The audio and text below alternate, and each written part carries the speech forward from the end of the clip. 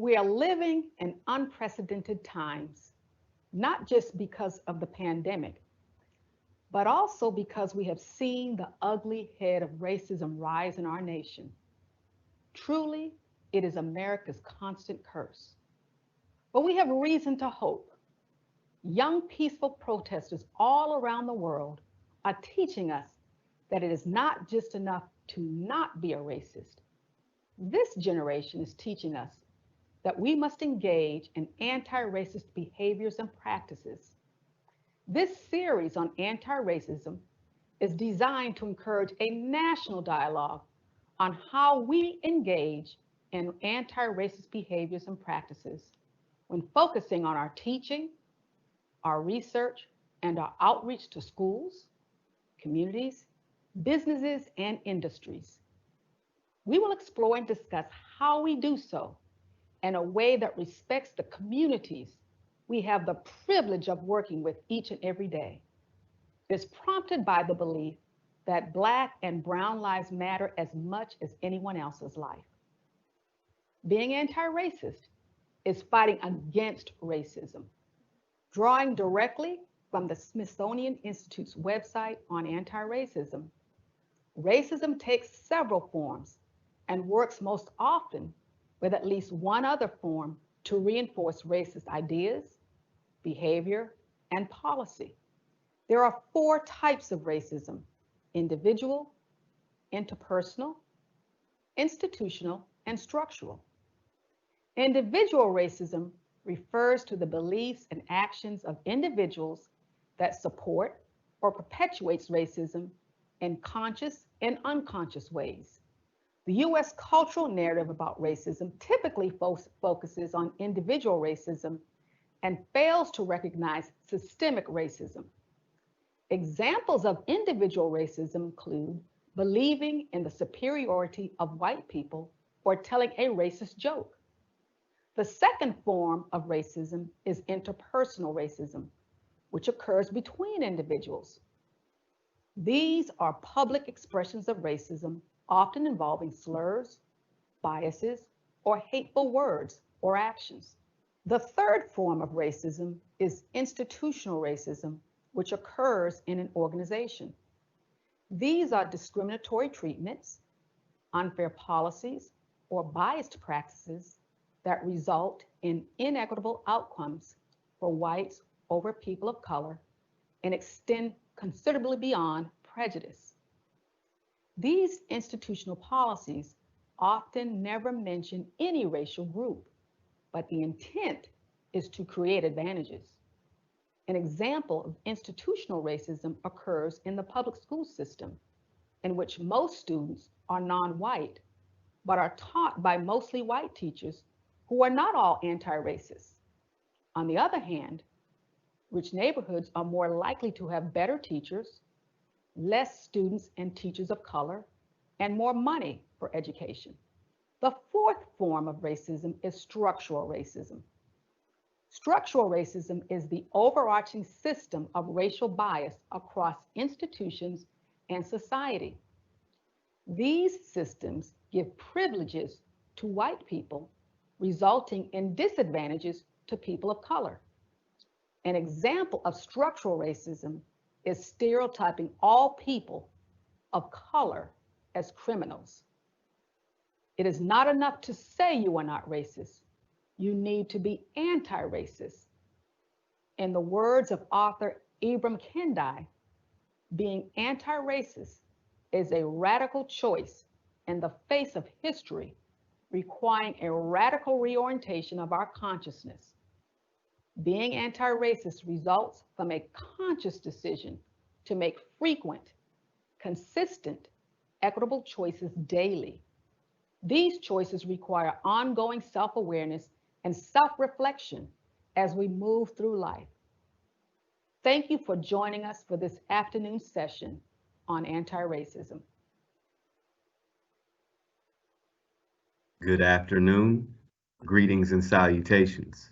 My name is Marcquis Parham, pronouns he, him, his, and I am the Assistant Director of Career and Leadership Development at the Gladys W. and David H. Patton College of Education, and I will be your moderator for today's discussion, Anti-Racism on Campus, Lifting Students' Voices. This discussion, which focuses on the undergraduate experience here at Ohio, is the semester finale of a 6-part series on anti-racism sponsored by Ohio University's Patton College of Education. As we get started today, we would like to remind you that today's event is being recorded, and a recording of this session will be available on the Patton College YouTube channel. Also, I would like to provide a few instructions for participation. First, we invite you to place any questions that you may have for our panelists in the chat feature. We will try our best to answer as many questions as we have time for, but as you know, we have limited time together today. Finally, at the end of the session, we'll be placing a link to an evaluation in the chat as well. We encourage you to take a few minutes when the event concludes to provide us with feedback about your experience today. Prior to introducing our panelists, I would like to take a moment to thank Dr. Pete Mather. Dr. Pete Mather and his guidance was integral in forming our body and our panel's discussion today, and was also integral in forming the questions that we will be discussing today.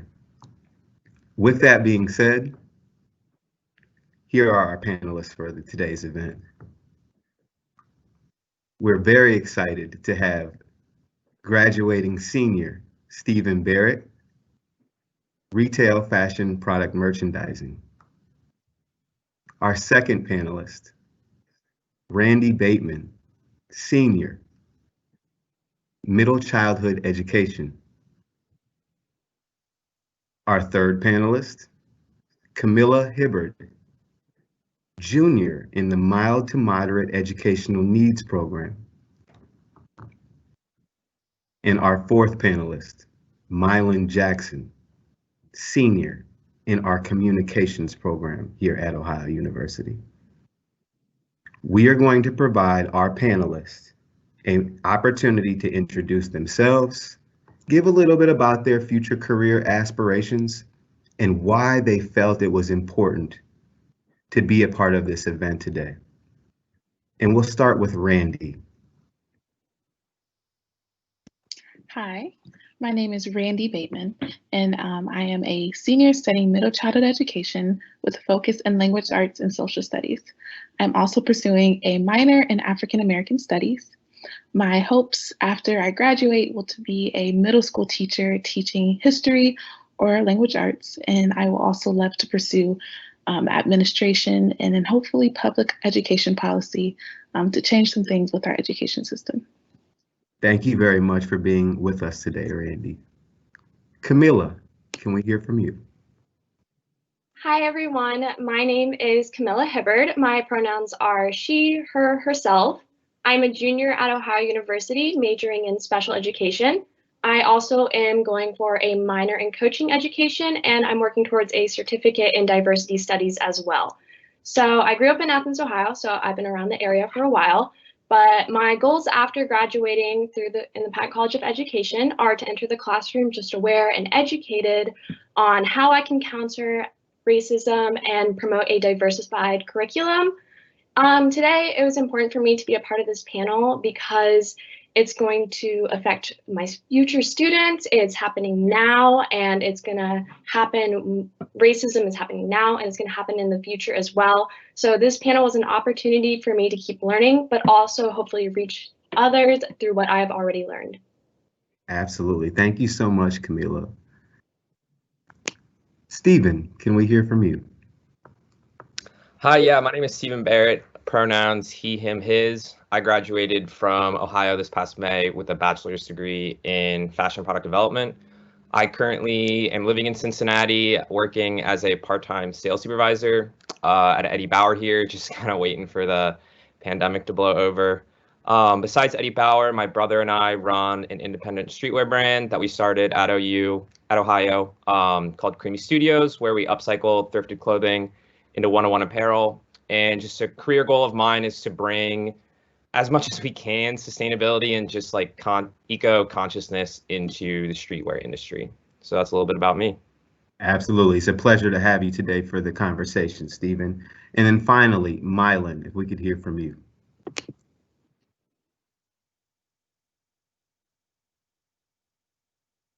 I'm here at Ohio studying communication studies, graduating this May. And I'm just really excited to be participating in this conversation because I feel like it's something that we have to continue to talk about to make progress in. And my pronouns are he, him, his. Absolutely, Mylan. It's a pleasure to have you, and it's a pleasure to continuously move towards progress with our young future leaders. And that kind of brings me to our first question. Our first question would be, what would you say racism means to you in this generation? What would you want other generations to know about how you feel about racism? And we'll start with Randy. Yeah, so I think I'll start with the definition of what I think racism is. It's the indirect and direct discrimination towards people of color, Black and Brown people. It does come from this stance of having more power in society. And so I think something that really plagues our generation now is the idea that everyone is colorblind, that color doesn't matter, or that race is something that if you bring it up, it sparks more controversy or more issues than it does when we don't bring it up. And so I think that is what pushes us to a place where situations happen and people are like, oh, no, it's not because of race. It's simply because of their character. It's because of this, that, and the third. And I think that really does harm the way that we move in, especially the future generations, because it gets them this idea that race doesn't matter when it does matter, and that it's something that needs to be accepted. It's something that needs to be explored. And since it is a structure that we have today, we need to honor it. And so I think, I think that's like our main issue right now is our colorblindness and the idea that privilege with colorblind puts you and sets you above. Yeah, absolutely, Randy. I appreciate it. You mentioned a number of key factors with power and colorblindness. Camilla, can we hear from you? So, like Randy, I would say that racism has endured and changed over our nation's history, but it's still very large and underrepresented. It is a systematic imbalance. I have targeted privilege and its refusal to be widely acknowledged by the white dominant majority as why we still see racism happening, or that's just one factor. But we could see how racism is so silently woven into our simple everyday interactions, especially when talking about our education system and kids learning through that. Just compared to other generations, I would say growing up in this time, I have seen social media have a larger impact. So again, it is a resource that people can easily access now, which is different from many years ago when social media was not a main platform that people get on. However, I think social media has also given a platform to racist organizations or fake news. So that's what I would say probably is the biggest difference between past generations on how racism can still operate. Yeah, absolutely, Camilla. And the double-edged sword that you kind of provide an example of was a great example. Moving forward, we'd love to hear from you, Stephen, as well. Yeah, I think Randy and Camilla gave really good definitions of what racism means to them, and I would just echo their thoughts. I think a lot of it is just kind of started as it's just a fear and misunderstanding of people that aren't like you, and I think that there's a lot of factors that go into that. I think just like a lack of education plays a big role, and I think talking about the generational side, what's different is I think people within our generation grew up with people kind of teaching us, oh, like we've made a lot of progress on race, or at least coming from like I went to an all-white high school or virtually all white. And so kind of being taught that we've made a lot of progress, but then seeing things around us and like Camilla said, having this access to social media and all of this information realizing that that's not true. There's a lot of progress that needs to still happen. And I think our generation is really trying to hold each other, or hopefully trying to hold each other accountable, like personally, and really make personal strides to be more inclusive and to understand where this racism comes from and how we can overcome it. Absolutely agreed with you. And finally, Mylan, if we could hear from you. Yeah, definitely. I think everybody made really great points, super strong stuff. But the way that I see it is often people look at racism, especially in today's day and age, as like some ancient evil that's been defeated, rather than looking at this existence that we're living in now as a direct consequence of America's at once super explicit racial caste system that it was built on and maintained on and grew to power in. And then we're just now only less than 100 years out of the dismantling of like the explicit caste system, and now we're dealing with you know, the vestigial pains of that, things that kind of go under the radar. So we're talking about these maybe these lowercase r racism, where we're seeing things like mass incarceration or like the school to prison pipeline, which are being are committing or like perpetuating these imbalances that were instituted way back when, and people are refusing to acknowledge that they're still based in racism now. So I think to move forward, we have to be willing to acknowledge and work towards building something else. Absolutely, Mylan. You mentioned acknowledgement, and, as a group, you guys brought up some really key points that I think that the audience should definitely reflect on around color, around power, around color blindness, around historic systemic racisms, targeted privilege, and then finally, like you said, just acknowledgement of where we are currently in society. One of the things that you mentioned, Mylan, was, just this idea of moving forward and moving away from the idea of this ancient concept. And we're still dealing with some challenges, which brings me to our next question. And we'll start with Randy. But what events have shaped your view on racism, on inequalities, on prejudice, and what makes your generation willing to take action? Or stay silent or speak out? Yeah. So I immediately think back to Trayvon Martin's case, and when that was all unfolding. And I remember the night where George Zimmerman was acquitted and he was deemed not guilty. And I remember sitting with my mom and my dad and my family, and I'm just like, I don't know what's going on. I don't understand any of this. I was privileged enough in the sense that I didn't grow up in a household where, or even in a neighborhood really, where racism was direct. It wasn't outright for me. It was more like when I would go to spaces outside of my neighborhood that I would see things happening. And so when I saw this unfolding on the TV and all of this in the news, I was like, Dad, Mom, like, what's going on? And then to see the following year, Tamir Rice, to see Eric Garner, and then to see Michael Brown in the same year, all being killed, all at the hands of state-sanctioned violence. And then to go back into a space where I did grow up in though my school district was relatively diverse, going back into a space where my teachers were predominantly white, they were seeing the same news as me, but none of it was being brought up. None of it was being discussed. It was only in my conversations with my peers or with my friends where we were like, hey, did you see what was going on in the news? And then that's when I began to connect the dots and seeing there's something wrong here. There's something massively disconnected here to the fact where in a space where school is supposed to prepare me and teach me to be a citizen and to be a part of the democratic society outside of these four walls of my classroom, none of these things are being brought up. None of these things are being discussed. And it feels like it's something that I have to process on my own.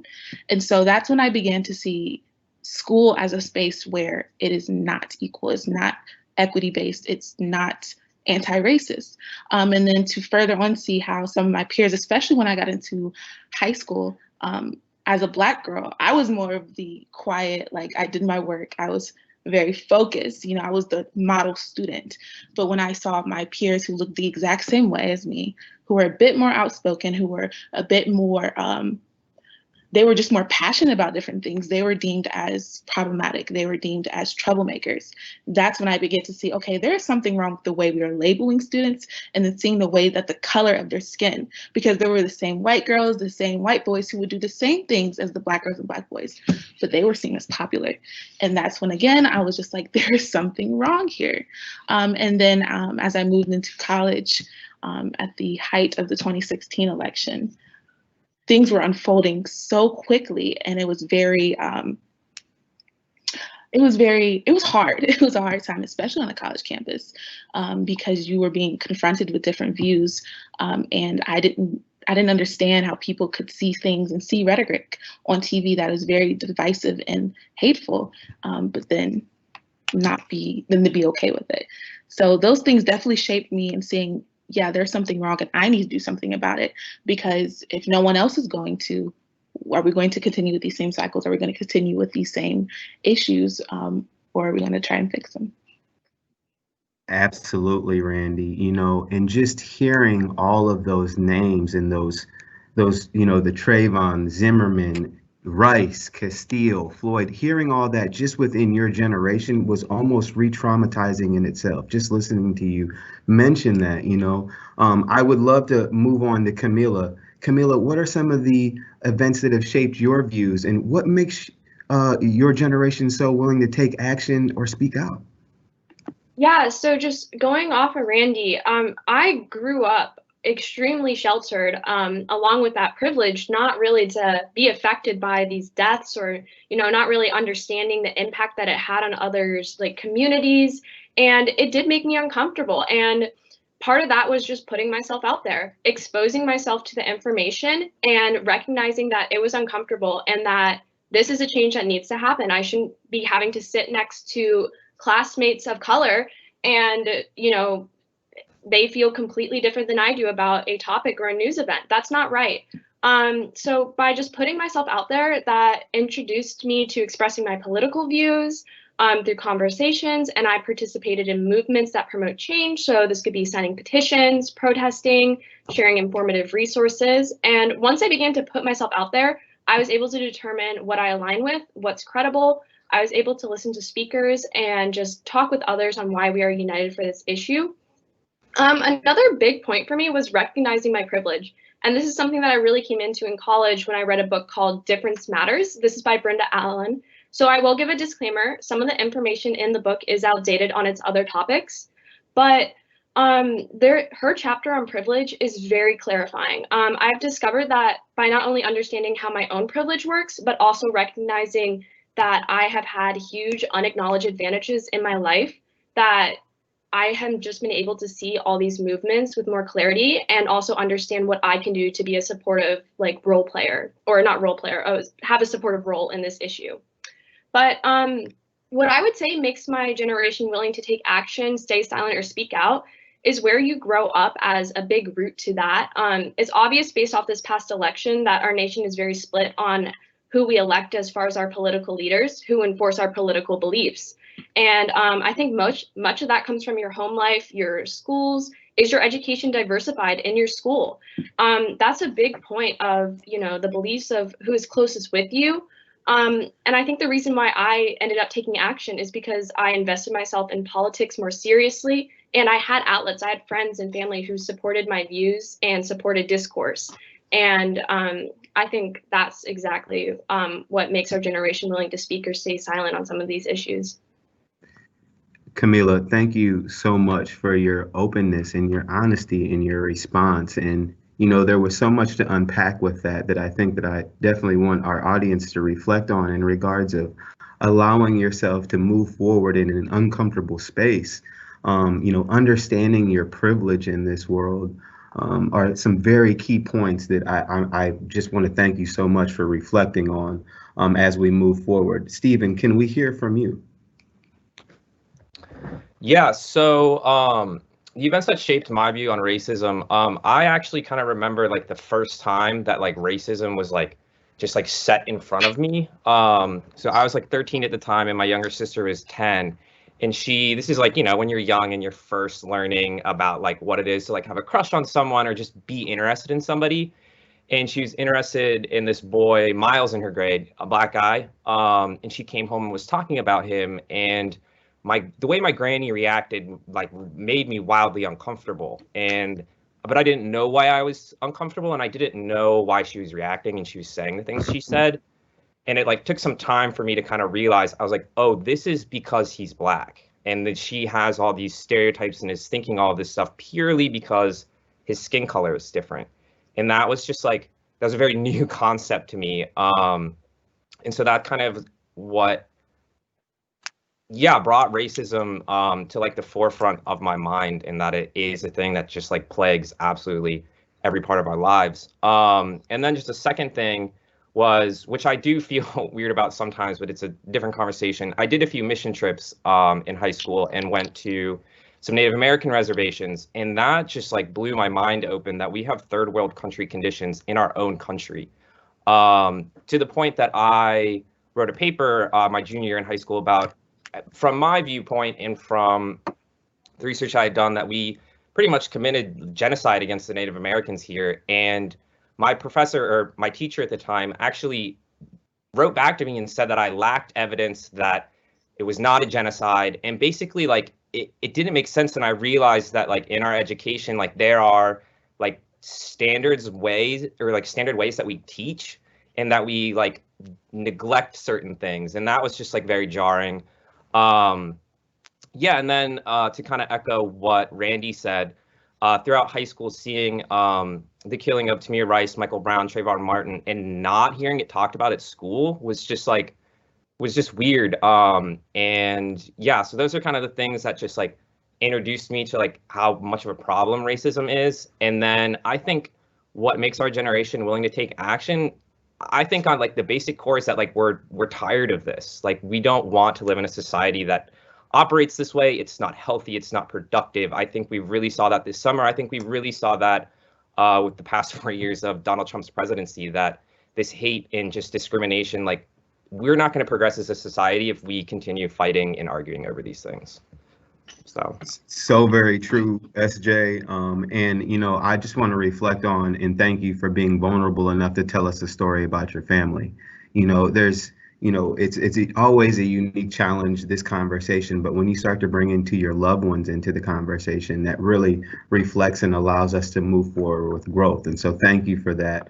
And we also want to hear from Mylan. Mylan, can we hear from you, please? Yeah, of course. Much like Randy and everybody else, especially we're all around the same age. So one of those really big inciting incidents when it comes to recognizing my own position as like an inherent other in the United States and even globally in a lot of cases was like the Trayvon Martin incident. But even before that, I remember like, especially like during the 2008 election, everybody that I knew personally or like was related to was super excited for Obama to be elected. But then that was immediately juxtaposed by like all this news coverage of people burning effigies or like hanging like these figures of Obama and like burning them and all this type of stuff. And now all of a sudden, all these kids that I go to school with have things to say about Obama that they're picking up from their parents and stuff. And that continues into like the Trayvon Martin incidents and all these other these huge super violent events regarding people involving people who look just like me. But unlike everybody else, these were things that came up pretty often in school for whatever reason. I think at one point, either during Michael Brown or another incident, we were reading To Kill a Mockingbird, and some some allusions came between those two just because of the content of the book. And I remember I was consistently being put in the position to where I had to defend like my right to exist or to live in some cases. And that was really jarring to me because I was having these conversations with people that I had known for years at this point because I didn't move school districts and had been socialized around a lot of these people. But now I'm in the position to where I'm like, well, I don't think that I should be murdered for the police for running away or doing whatever it is that you're doing, even if you are breaking the law or moving out of turn. So it was just this really, really, kind of like deeply like disheartening feeling to hear these people that you have like spent like true moments of joy with or like shared laughs with defending the brutalization and the treatment of people who look just like you. And that was an awakening for me. And I've continued to have to deal with certain things like that since then. Absolutely, Mylan, and thank you so much for giving us that response. And as you guys were, commenting, there was a question that came in from the audience, and I definitely want to address this question with you guys. As future educators, what will be your role to address racism in its many forms? And I'll go ahead and just give a second for you guys and see if anybody wants to respond to that one. I'll leave it open.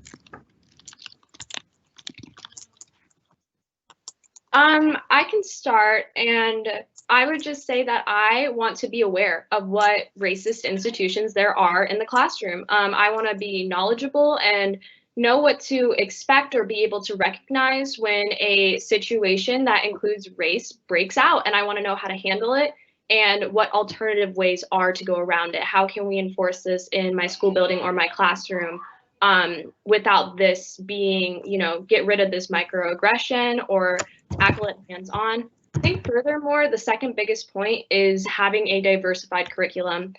So I might be in special ed, but if I have an English class, let's bring in some important authors of color that make equal contributions as our simple curriculum that might just feature white authors. So that's just an example, but those are some ideas that I have. Absolutely. Great examples and ideas. Randy, can we hear from you?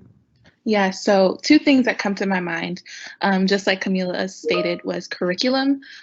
We need to really look at what are we teaching and where are the gaps? And I think back to my own experience when learning about like Thanksgiving, for example, the way, like no shade to my teacher, but why were we watching a Charlie, what is it? The little guy, the Charlie, I'm blanking. Brown, Charlie yeah, Brown. Charlie Brown, thank you. Why are we watching that as he is celebrating with pilgrims, making it seem like it was a joyous occasion? So there, right there, I'm just like, why? This doesn't make sense, because when I go and look up and research, there's some discrepancies. Like there's no connections. So I want to make sure that when I'm a teacher, especially in the middle grades, where they're learning a lot about, especially the beginning of ancient countries and things of that sort, that we're teaching accurate information and that we're not miseducating our students and leading them down these whitewashed and westernized theories about how things have come about. And then I also want to make sure I'm checking myself when I am dealing with behaviors, because discipline is one of the most harmful ways you can impact a student, especially looking at the ways Black and Brown students are disciplined compared to their white peers. A lot of times, Black students and Black and Brown students are being suspended at higher rates, expelled at higher rates for the same things that their white peers are doing. And so there's a thing where we have to check our own biases. And when we are dealing with a behavior, are we dealing with it out of, I want to be spiteful, or I am like, I don't understand? Is there a communication barrier to how they respond to reprimand? Or do we need to, like, what things do we need to do to make sure that we're not continuing these patterns? And I think Mylan touched on a little bit of it, the school to pipeline thing, where there's this theory that students, and I wouldn't even say it's a theory, it's proved that students who are coming up against criminalization in the early times when they're in school are often experiencing high rates of going into prison and jails in their later years, because that's what they know. There's obviously more to that theory, but that's basically it at its essence. And I think we need to be proactive, especially when we're engaging with younger students like I will be doing, and just making sure that we are checking ourselves. Absolutely, Randy. Randy, Camilla, you guys really addressed some of the key things in regards to reestablishing the curriculum, challenging disciplinary actions, and the way that is established through policy. And so we really appreciate that response. We're going to move on to the next question. And, really what we want to know is we're looking at some of those anti-racist behaviors, and so what are some of the anti-racist behaviors that you have valued from your classmates, from your friends, your peers, or educators that have helped you along this journey? And we'll go ahead and start with Stephen, and then we'll move on to Mylan. Yeah, so some experiences that I've had at OU that have allowed me to kind of see my place in the world related to racism. So I worked for outdoor pursuits at OU, at Ohio, which is like the outdoor division of the rec center. And so through working that, they really stress a lot of importance of making people feel included and welcome. And I realized, another completely different conversation, that the outdoor community needs to really work on its inclusivity and being diverse. But I think the foundation of it is there because it's something that's already really stressed. And so through working there, we did 2 different classes, diversity and inclusion classes with Micah McCary, and those were just like really great experiences for me. I had never done a diversity class before, and it just opened my eyes to just taking different perspectives, and doing it with a group of people also made it like a bonding experience, and it was learning together. And I honestly believe every student at OU should really seek an opportunity to take a class like that, or even if there's a way to make it mandatory, that'd be great. Because I think it's putting yourself out there, it's getting that exposure. And OU has the tools to do that. Micah is a phenomenal speaker. He's really good at just like addressing things and making you comfortable, because sometimes it's an uncomfortable topic.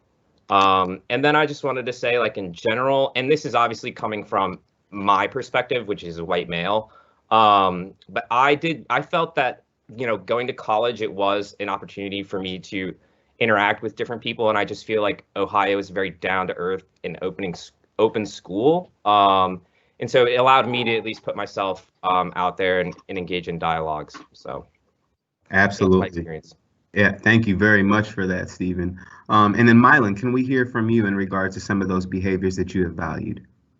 Yeah, definitely. I feel like the biggest highlight for me being a student at Ohio was just the faculty of color, who are often so amazing at their jobs.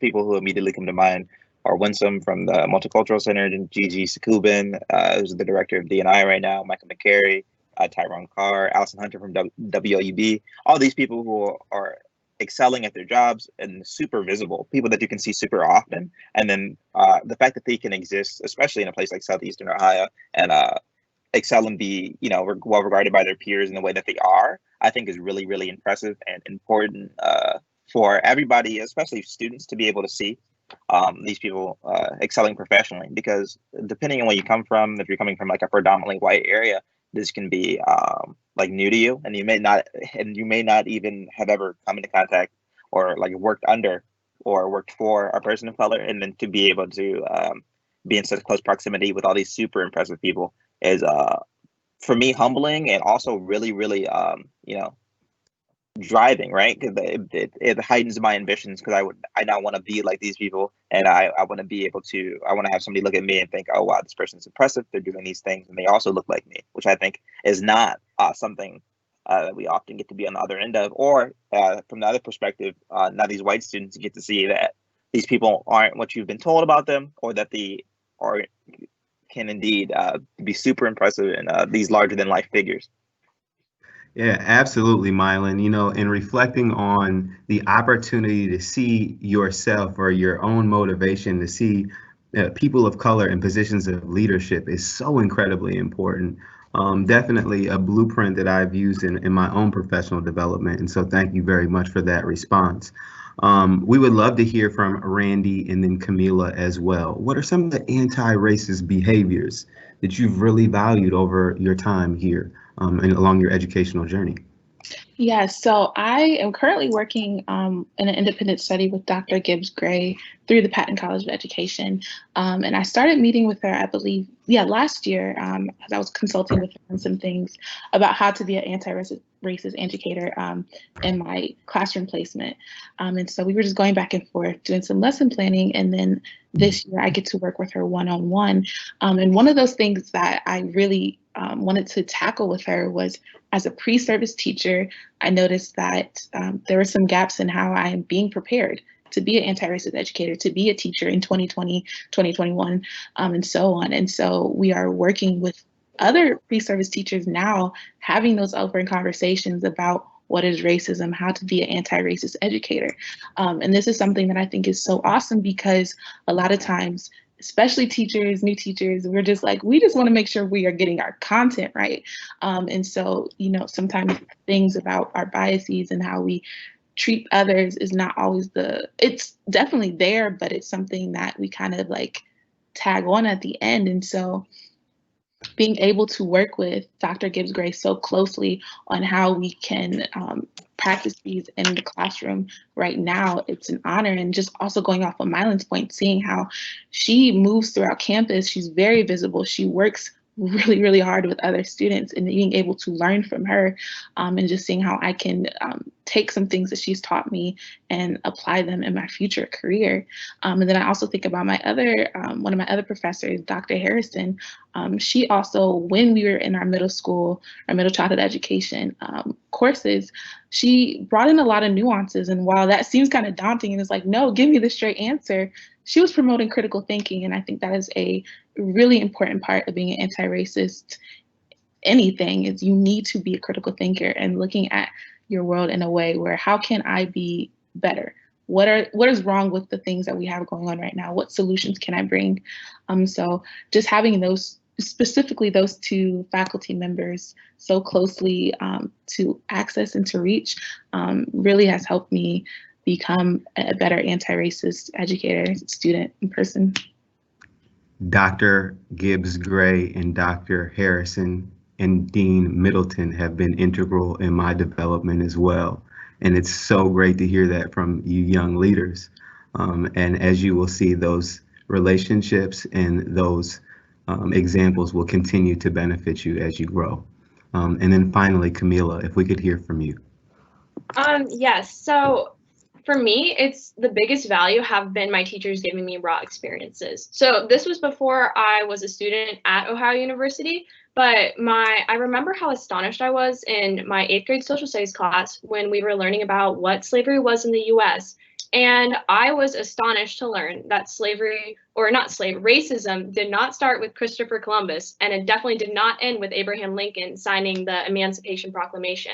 It has been so much longer, and it is still just as prevalent. But hearing about genocide, hearing about hands being cut off, hung around their neck, it's very raw as an 8th grader. But it's those where I have had a complete reset of realizing that I've had a whitewash curriculum. It's been sensitized, so the students aren't traumatized about real events that are important to understand how we still see racism in today's society. It's still there, even though it's way less violent, but it's still there. So just this diversification and truth behind my education has given me much more insight into what our history has had and building up to what racism looks like today.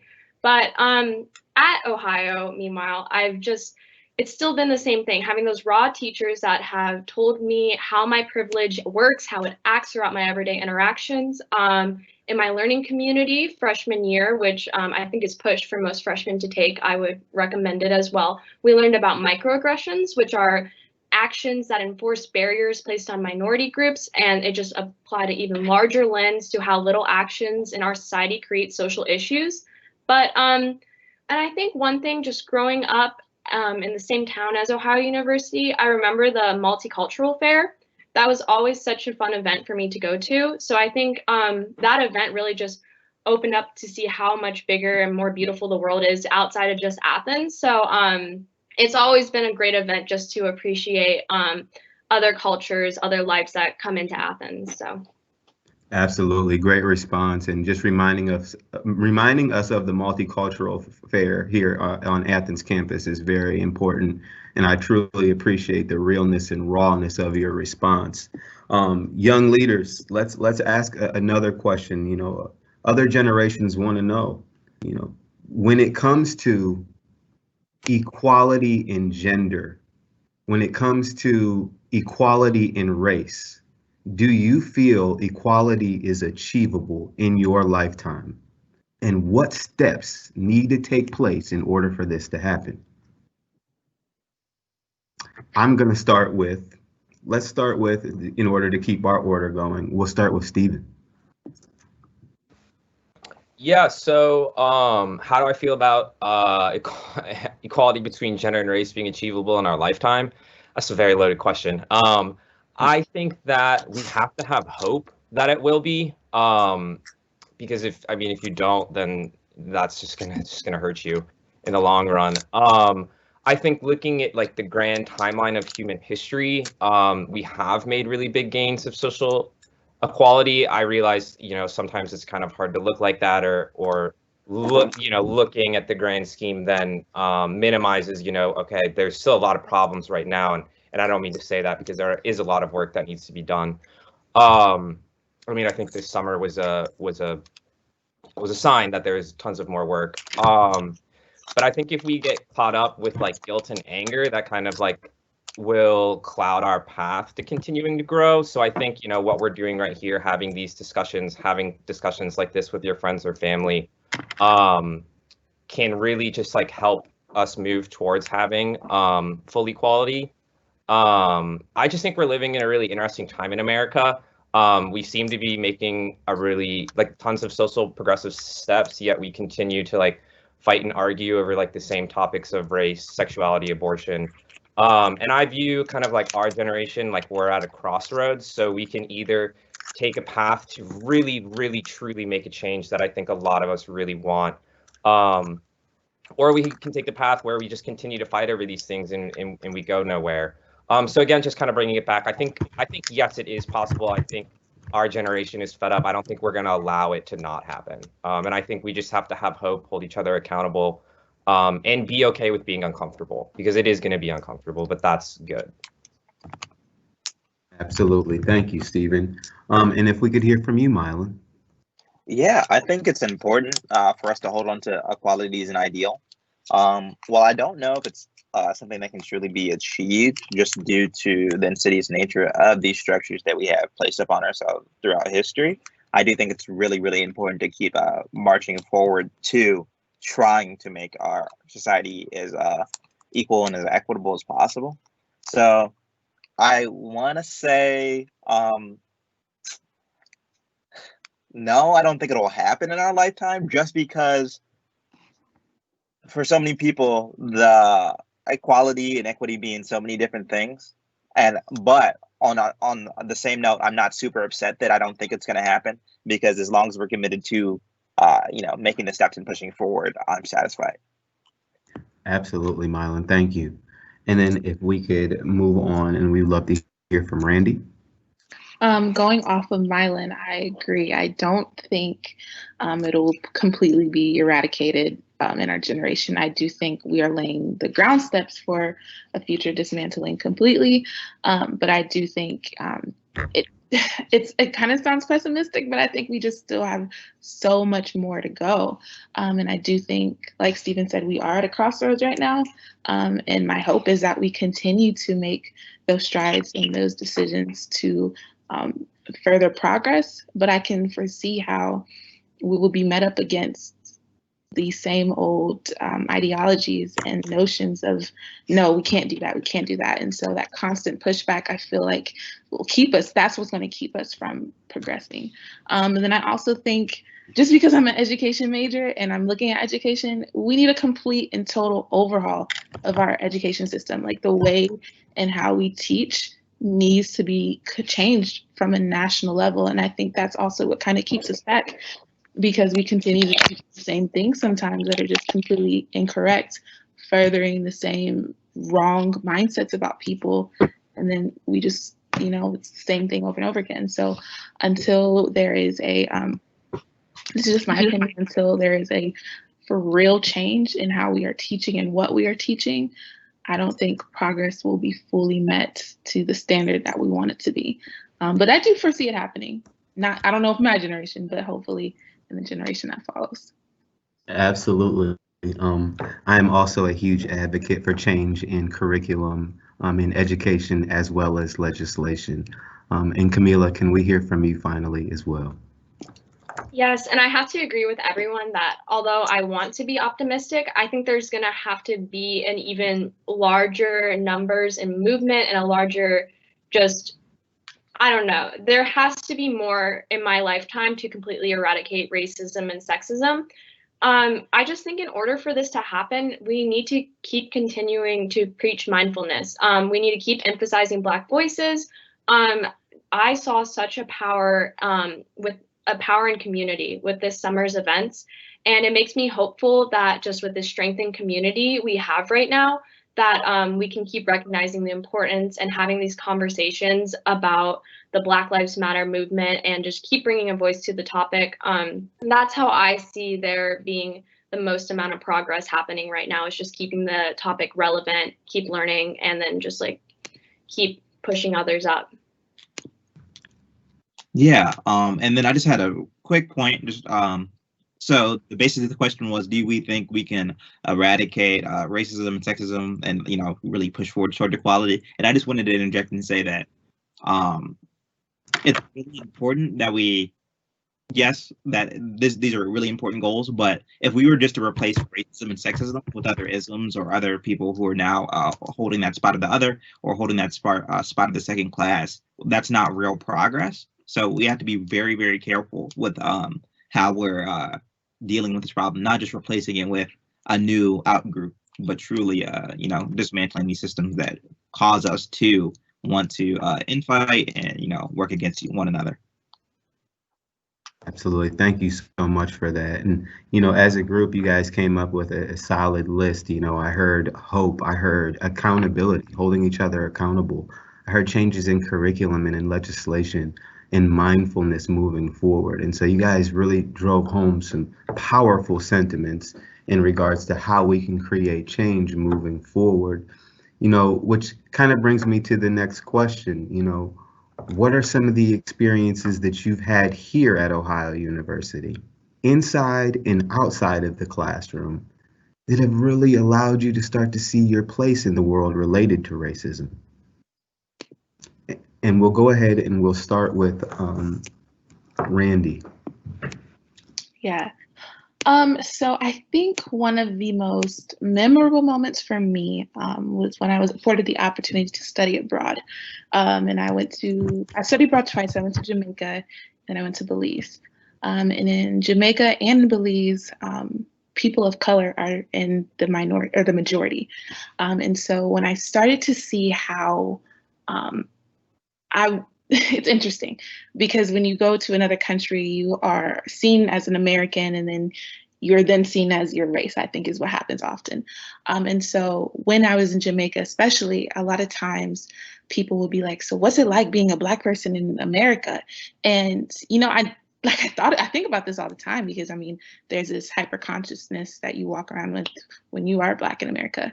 But then to see how people from other countries are also examining how I am moving throughout society, it makes me think like, okay, interesting. Like, what do they see that I don't see? And so I think it brings into perspective the how important it is to be aware of not only your who you are, but also your privilege. Because while I am Black, I am also of middle class. I am also I have an able body. I'm getting an education. And so while they see me as, oh, you are just Black in America, while I'm in America, people see me as not upper class, but middle class, able-bodied, educated Black. And so being able to see how I am also, I can be part of the problem at the same time if I'm not aware of what privileges I do have, even though I am a person of color, where that can be kind of like, you can't have privilege if you're Black, but that's definitely not true. And so thinking about those things has required me to just also do a lot of reflection and just thinking about how I can be better and do better on behalf of others. Yeah, and going off of Randy, at Ohio University, it's just been that awareness that I am a white cisgender female, and I have a lot of unacknowledged advantages that I just have kind of coasted through. Especially in my classes, I have been able to just recognize and realize my privilege and just kind of go in a deeper dive into those topics, but also just with classes such as sociology, which has helped me just analyze structures and how, as a group of Americans, our society has kind of set up these structures, giving me a bigger understanding of just why it's like that right now, and then just understanding historical context. And then just lastly, I have been in a discussion forum this semester where we are specifically talking about the topic of racism and maybe some ideas on how we can all be anti-racist. And that class has been my first class that I've ever been in, where we're just kind of given an open-ended topic to just collaborate and talk with each other. And I found that that gives me a lot of opportunity to listen to new ideas, gain information, and just having an area where I'm supposed to be uncomfortable. So like Stephen mentioned, I've been able to be in that uncomfortable area and still grow from it and become comfortable with the idea of talking about topics that I once was uncomfortable with. Yeah, and just to build off of both Randy and Camilla, I like while at OU, I really, in high school did not understand like the privilege that I had. Like I kind of like saw it and understood it, but like going to college and really just like experiencing life like more as an adult and just seeing how people interact with each other and whatnot, I like my privilege as a white male like was very evident. And I think something that really showed me that like also like what a privilege, like you're also privileged, especially being white, to just ignore racism and pretend it's not real and to just say, oh, like I don't have anything to do with this, or like I'm not racist, so like why do I have to worry about this? For like an example, and this is like, I don't know, this was something that was like big within my friend group while I was there was, when a rap song is on, you're at a bar, you're at a party, and the musician says the N-word, like you can't say it. And I always felt like I had friends who would say it, and I just always felt like it was never my responsibility to say anything about it or be like, yo, that's kind of wrong. Like just because it's in the song, like you don't have to, like you're not supposed to say it.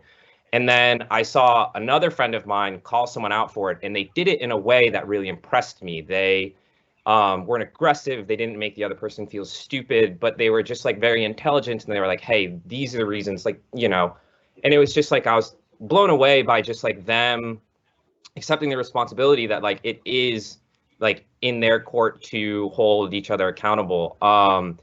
And so just like seeing that while at OU like made me realize I was like, oh, like I really can, obviously listen and let people of color talk, but like I also can help and be an ally and assist.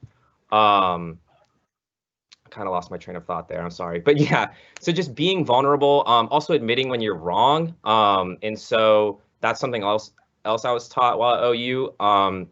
Because I know for a fact that I've participated in microaggressions, and being able to admit that and understand that that's wrong and then reflect and then grow has been something that's been really important that I learned at OU as well.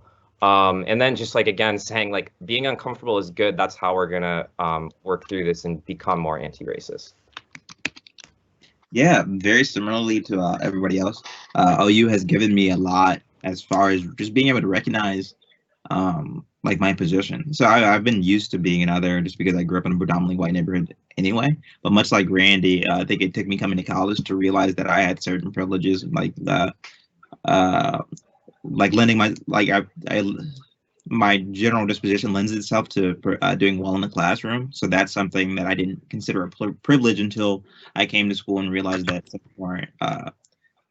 some people don't have that inherent ability, and that gives me a leg up in certain situations. But I think it's also just being able to recognize different facets of your identity and, being more that like looking at it past race, because that's very evident. You can look at somebody and tell what race they are, but also just being able to recognize that everybody has different affordances and how to navigate that. And also just having the opportunity to speak on panels such as this and present work for like the Office of Diversity and Inclusion and on other types of diversity initiatives and projects, allowing myself to recognize that I do have the ability and the capacity to do some of the work to hopefully push that needle a little bit closer to where we want it to be in the future.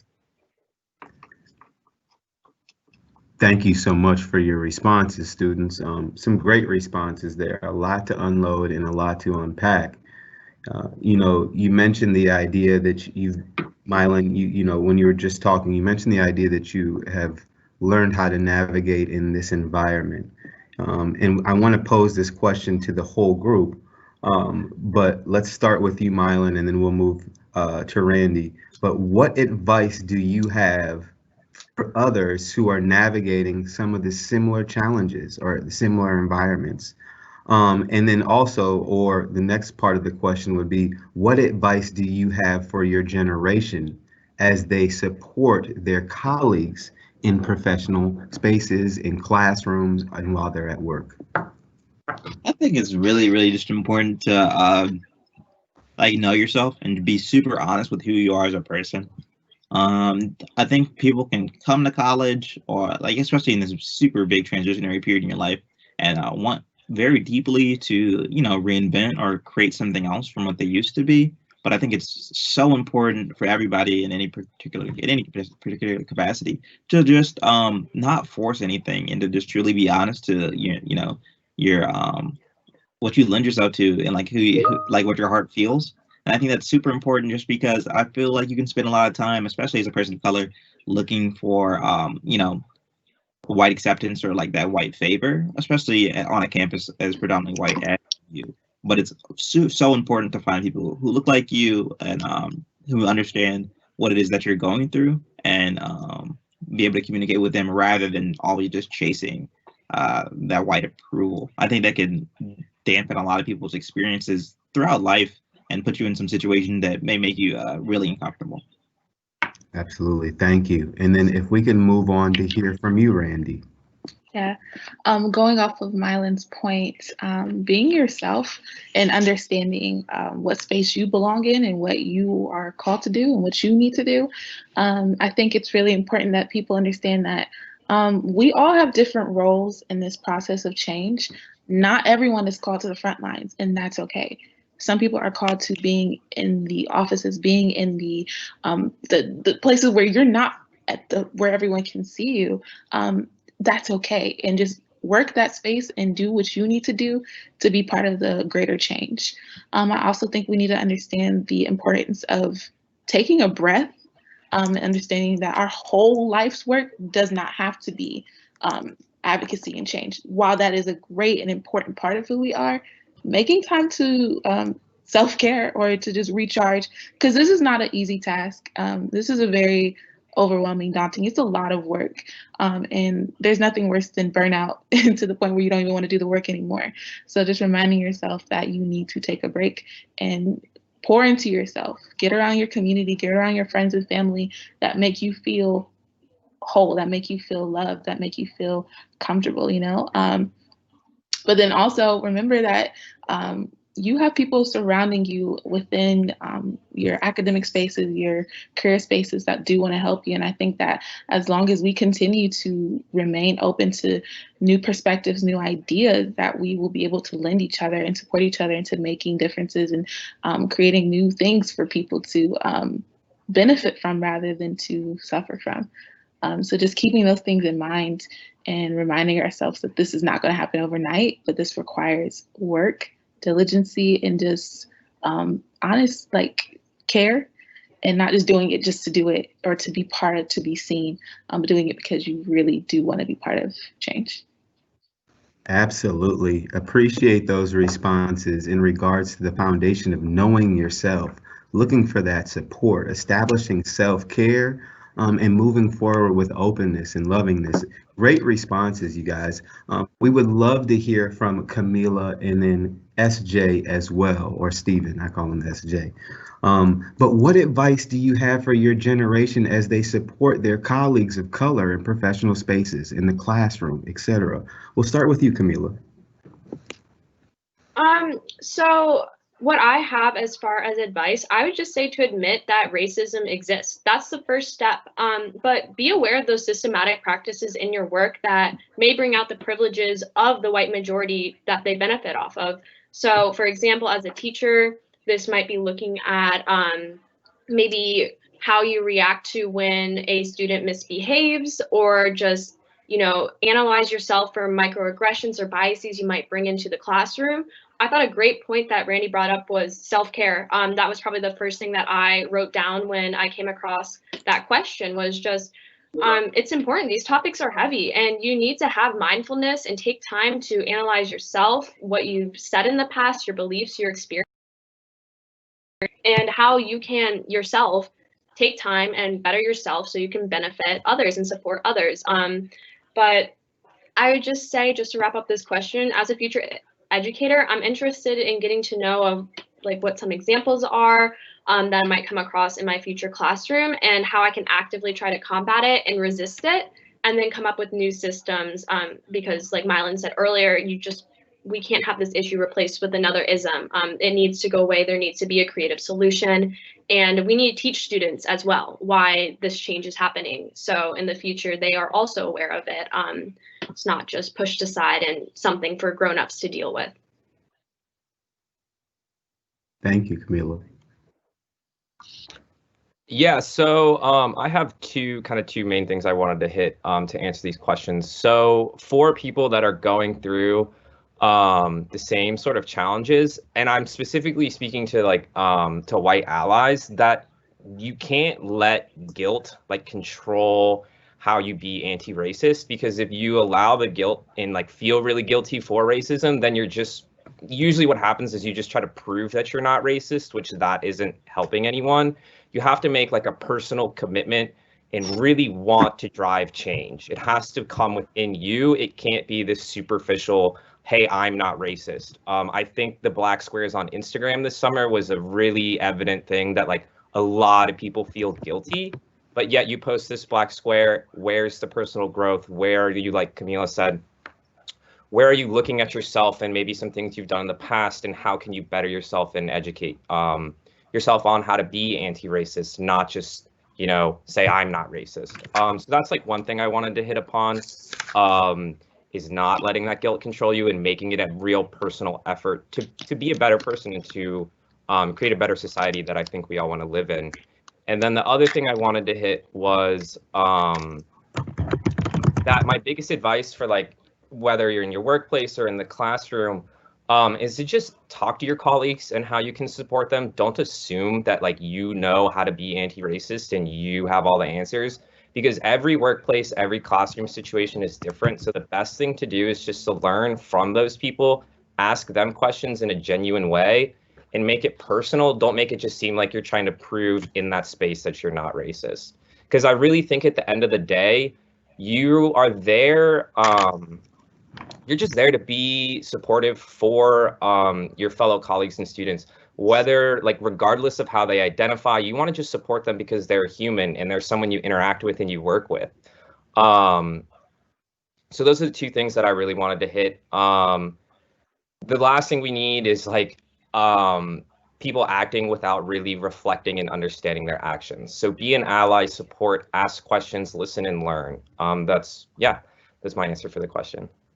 Absolutely. Great responses, you guys. And there was so much to unpack there, you know, and it really kind of takes me into our next question. And we're going to start with Randy as we ask this question. But, you know, you guys have provided a number of different classes and coursework that you've been a part of, but I would love for you to reiterate, how are some of the ways that you have engaged in anti-racist work? Are there any organizations that you suggest or that you are a part of? And then finally, you know, the question around self-care. There was a great concept that you mentioned, Randy, around taking care of yourself. And so we would like to ask, you know, how do you self-care? How do you take care of yourself when navigating in these environments? Mm-hmm. So I'll start with the self-care part because, I don't know, that's fun. So obviously I don't do mindless stuff, but I do stuff where I just feel like I just can, you know, just be. And sometimes that looks like getting on Netflix, watching the Great British Baking Show, or that means just taking a walk, or that means going for a bike ride, or that means taking a nap or writing. I mean, it's just stuff that I like to do just to do it because I think it's fun. And while being anti-racist and doing all this work, I also find fun and interesting. Sometimes it requires a lot of emotions too that I just don't feel like working with today. Like I don't feel like being frustrated because with 400 years of mess. But being able to do those things where I can just be fun and look back and laugh at really do make me happy. And then I can then go back into the work and feel refreshed and feel like, okay, cool, now I have a new set, I have new eyes, what do I need to do now? as for things that I'm doing right now that are anti-racist work, so like I said, I mentioned with Dr. Gibbs Gray, I'm working with her. We are talking and having seminars with pre-service teachers and discussing how we can be anti-racist educators inside and outside of the class. We are also working on doing some projects where we will hopefully get to publish and show other students, other educators, and just present this information that we're doing on our own. And I think one really important factor that I've learned from being a teacher, or not teacher yet, but being a pre-service teacher, is reminding myself that I'm always going to be a learner. Not at any point in my life will I have reached the mark and say, I do not need to learn anything else. Like, no. So that's one thing I just really enjoy, is getting, when she sends me new articles or when I find a book that hits a topic right on, and just being able to explore those things. I know this summer was a big time where you saw a lot of social media around pushing resources. I think it's so awesome that we're using social media to do that. But there were times where I literally saw a post, I would screenshot it, find that book, and get to reading. And so that also looks like, for me, mentorship. I mentor through a local program here in Columbus, where I'm working with a young girl, and we're just like, I'm helping her become a young woman, and just like pushing herself to be the best and the greatest, and just like helping her navigate. And so for me, that's how am I helping her see herself in the world? And then she's also teaching me, like, because she's a middle schooler right now, so seeing like, okay, cool, how is what she's teaching me going to help me be a better teacher? So just those are some of the things I'm doing right now that I think do help in the anti-racism work. Absolutely, Randy, they help. And I'm so glad that you mentioned mentorship and you taking that unique approach to really making a difference in our community right now, and how much that is needed. And so I'm glad that you reflected on that. Let's move forward. I would love to hear from Mylan. Yeah, definitely. Randy's resume is really impressive, and I'm kind of embarrassed. But just super directly, as far as the anti-racism work, I'm working for D&I as a diversity leadership ambassador, and my position is generally I give a lot of presentations to learning communities or groups of faculty who need some crash courses on diversity and inclusion, and getting the language down, and understanding how to have these conversations. And I'm also working as a mentor through a similar program that's headed by Dr. Geneva Murray, where I'm mentoring faculty in similar capacities, where we're discussing how to diversify the classroom and hopefully decolonize the syllabus, and just working towards more equitable treatment in the classroom for students who may not fit the general mold. And then as far as self-care is concerned, I think it's a really interesting question, because much like Randy, I think my self-care isn't super active or like an intentional thing. It's just doing things that I like enjoy, or I don't find super emotionally taxing or exhausting. So I'll like take a nap, or maybe I'll watch some TV with my sister, or play like video games or something. I'm not one to like do a face mask or light a candle. To just take a break from working or in school, I think is really, really important. I've always been a huge proponent of knowing when like enough is enough. Like even throughout school, I if it's like 11:30 and I'm still like chugging through an assignment, it might be time to hang up the towel and try to get in the morning. But just like learning to not let yourself get to the point of burning yourself out, I think is almost more effective. Remedying that status ailment.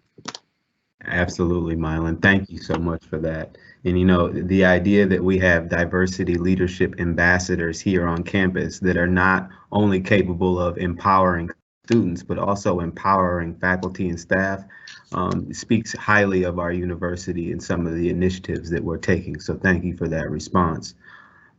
SJ, if we could hear from you and then hear from Camilla. Yeah, so specifically some ways that I'm trying to engage in anti-racist work. First off, I listen to a ridiculous amount of podcasts. And so what I've tried to do is just integrate, even if it's not about like anti-racist work, but just like diversify the voices that I'm listening to, because I really think just being able to gain different perspectives from all different types of people is just going to enlighten you and make you view the world in a different way. I've done the same thing with the books that I read. So if I'm reading one book, like right now I'm reading a book that doesn't have anything to do with anti-racism, but the next book that I add, I'm going to make sure that it does include that. So just making that personal journey of myself.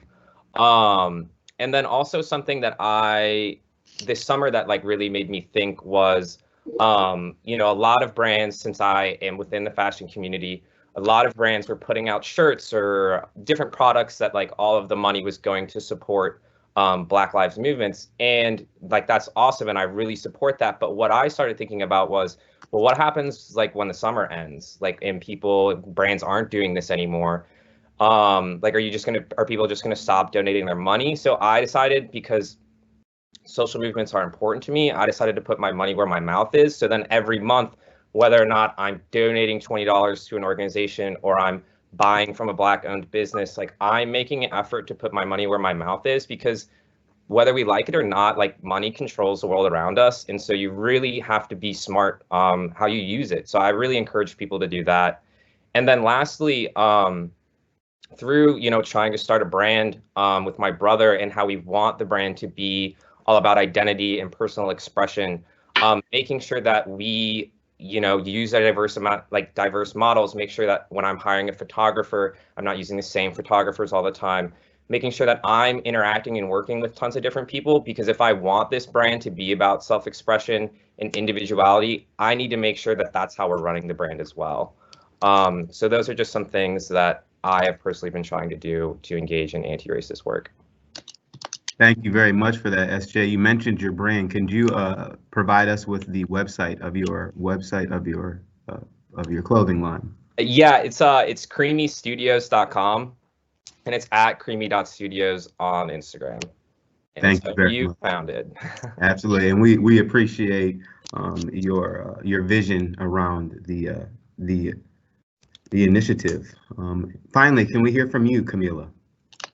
Yes, so I have to agree with everybody else, specifically how I've found that I've engaged in anti-racist works or processes is that, for one, I pinpointed it as a topic that it's important for me to be knowledgeable about and bring into the classroom. So I've picked up opportunities that OU offers, such as the Diversity Certificate, which is just a certificate that it's really easy to get. It's just about 6 extra classes, but it kind of gives you the opportunity to take classes that you wouldn't normally take outside of the College of Education. So for example, both my major and my minor are in the College of Ed. So by picking up a diversity certificate, I get to go to other classes sponsored by other colleges that kind of can open my mind. And then every semester I can have a little bit more of growth, whether that's like socioeconomic studies, women's gender and sexuality, or even African American studies. That has been a great way just to get myself involved and just keep pushing myself to continue learning. I think mindfulness also has been a great way, being aware of what I say and what I act upon, maybe sitting back and being like, that was a microaggression, or maybe I could have said that better, or maybe I need to revise why I said that, or what processes made me think that way. Having my friends correct me and acknowledging, not arguing my stance, but acknowledging that my stance was wrong, and continuing to learn and finding better ways to put things or express, telling people that what they said was a microaggression, all are things that I've kind of tried to learn how to address other people and talk to others about how maybe they have, along with me, engaged in a demeaning or backwards way that enforces racism in our society. As far as self-care, I have found that just doing the things that I genuinely enjoy in the moment, so that could be sitting down reading. I have found that journaling and just kind of putting my feelings on the page has been a great way. And then also just, I could read through it and really analyze my growth. There are moments that I'm writing when I'm happy. There's moments that I'm writing when I'm sad. And that has been a tremendous amount of self-care that has also allowed me just to reflect on maybe why I'm feeling this way. And it's allowed me just to, you know, get the words out of my mind onto a piece of paper and really just move forward. Absolutely. I appreciate all of your responses around the centeredness strategies, or again, your ability to really self-care and take care of yourself. And you know, you guys have provided so much information and so many great pieces in this event that we have. As we're moving towards the end, we want to provide an opportunity for you to give any final statements, any closing thoughts. And so we are going to start from we'll start with Mylan, and we'll work our way. Actually, we'll work our way to Mylan, then to Randy, then Stephen, and then Camilla to finish out. So we'll give you guys final thoughts. I think it's just, I don't know, on topic, but maybe a little off topic, but I think it's really important to not compare your personal progress to someone else's progress. And I think that's really, really important in all aspects. So maybe you're not the most culturally competent just due to your own upbringing or things that you have to, or types of baggages that you have to let go. But don't let someone else's, path determine yours. You never know where you're going to end up, and it's really important to just keep moving forward at your pace and what you're capable of doing. Don't be afraid to stretch yourself, though. Great point, Mylan. And then Randy. I would say, I would say a couple things. Reiterating, working what you know is best for you. Don't try to do what everyone else is doing. There may be something that no one has tapped into because no one wants to go there, and you may be that person. So just keep working, keep pushing out what you feel is what you are supposed to be doing, and do it well. Really work on discipline, really work on just making sure that you're not just doing it just to do it. Don't go into the motions. And even when you do, because it happens, take some time and just recenter and then get back to the work. I also want to just say, it is important, like Mylan said, to focus on your own journey and not everyone else's. Keep your eyes on your own lane, because someone could be miles ahead and you're worried about them, but they're not doing what you would love to do. So just remembering that it's important to do what's best for yourself. And then also remember that that's why community is so important, because you're not supposed to do this whole thing alone. So those people that you know will help you, push you, challenge you, encourage you, bring them along with you, invite them in. And especially right now where it feels like all you can do is go home and sit on your computer at Zoom, utilize the technologies that we have been gratefully given. Utilize them. Pick up the phone, call somebody, share your ideas, write your ideas down, and just remain open to just being surrounded by people. Thank you very much for that, Randy. Agreed with you wholeheartedly. And then Mr. Barrett, if we could hear from you. Yeah, just the final things that I wanted to say is in something how I felt, especially this summer, about how systemic and just widespread racism is. And I felt very overwhelmed, and I was like, I don't know what to focus on. Like, I just like, all of this is bad. Like, what do I do? And some really helpful advice I got was someone said, okay, yes, like racism is systemic and it's part of a lot of different things. And they're basically, what they said was, they're like, pick one thing and focus on that. So since I'm really passionate about the environment, I decided that, okay, well, I'm going to invest time in learning about how is environmentalism and race relations, like how do those affect each other? How can we bring both of these, because both of those topics are very like interwoven, and how can we bring those to the forefront? So yeah, just finding a specific topic within anti-racism and then really focusing on that. And then again, to just kind of reiterate what Randy said, is have conversations with people, have conversations with your friends. Community is super important. And yeah, it might be uncomfortable, it might be challenging, but having those conversations is what is what is going to help us make social progress. And I really encourage people, if you have family members that you know hold racist beliefs and ideals, talk to them, engage with them. And I'm very guilty of this too, is like to just like shun them. You don't want to talk to them. But if we do that, like, who are we then to progress if we're just going to like shun people for how they believe? So just talk to them, try to understand where they're coming from, and then present your viewpoints in a respectful and clear manner. So those are my closing comments. Thank you, Stephen. And then we'll finalize with Camilla. Yeah, and I just want to say that be vulnerable, challenge yourself, have your ideas out there, have other people challenge your ideas. Every day is a new day. Every day you get to wake up. You can think, how am I going to take a step forward for myself today? How are we going to take a step forward as a community today? it's okay to put it on the back burner and prioritize yourself first, prioritize what you need to, especially during this pandemic. But be mindful about it. You know, always stay hungry. There are an endless amount of real resources, experiences, voices that are just out there waiting for you to be heard. I'm about to start a new book called How to Be an Anti-Racist. That might have been said at the beginning, but that's by Ibram X. Kendi. And I'm really excited to start that book because a lot of people recommended it as an amazing book to really grow your experiences on. And so, yeah, just keep taking new steps every day. There's always something out there. Thank you so much for that, Camilla. And what amazing responses that we've had an opportunity to receive from our young undergraduate leaders that are moving into a place in the future to really create some change. And I'm sure that even outside of myself, everybody who was on the call today is going to leave with a unique sense of confidence and pride in regards to the leadership development and the trajectory that you guys have for yourselves in the future. With that being said, in closing, I would like to thank you, young panelists, for today's event, sharing your time and your experiences with us. I would also like to thank the Patton College of Education and Dean Renee Middleton for providing a space for anti-racism work and training and continuing to grow and making our community and our world in general a better place.